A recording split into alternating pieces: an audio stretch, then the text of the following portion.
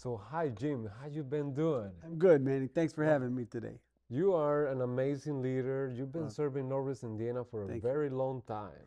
I have. I've been working with veterans in the area since 1970 when I got back from Vietnam. That's So amazing.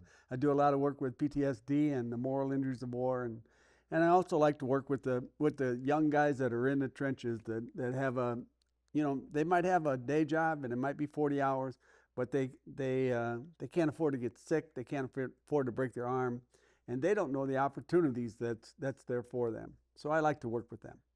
Thank you for being, you're one of my mentors, but Well, you're thank you. mentoring so many people. Thank you. Thank you. I mentor at the Veterans Treatment Court, and what I do is I try to take a mentee, find out what branch of service he was in, how old he was, and then I find a mentor that matches that. And it's more of I mean, it's a mentor program for sure, but it's a big brother program as well. They just need to be there to answer the phone if they stumble and answer any questions that they might have. So, Jim, you were born in Northwest Indiana.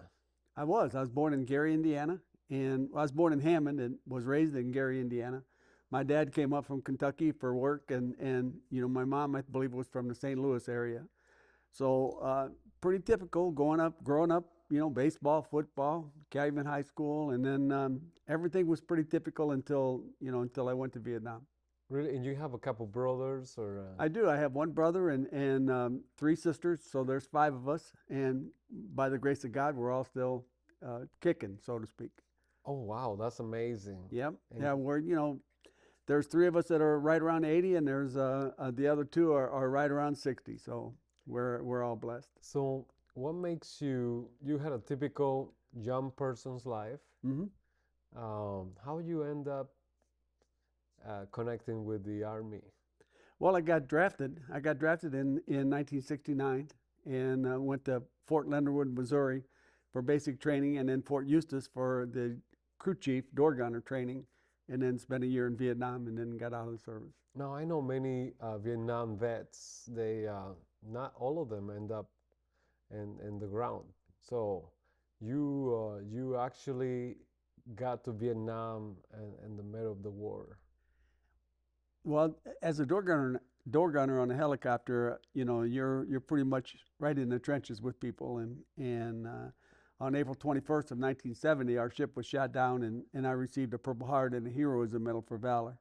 So combat was a day-to-day thing with the helicopters.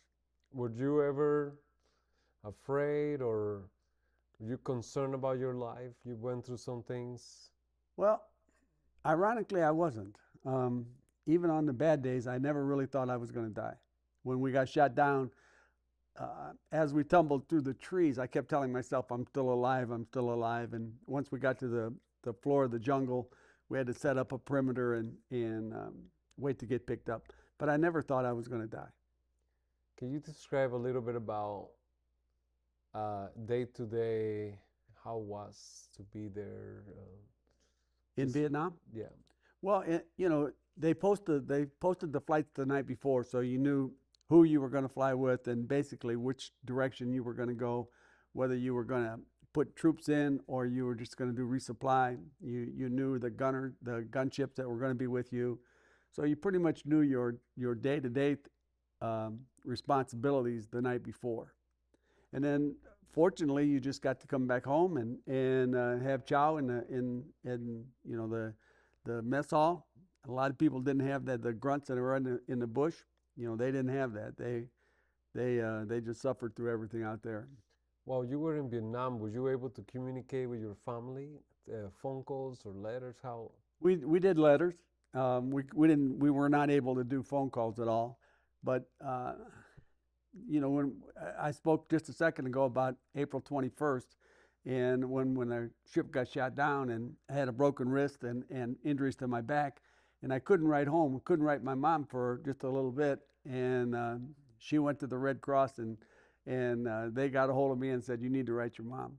So That's great. they wanted the soldiers and the sailors to keep in contact with their family.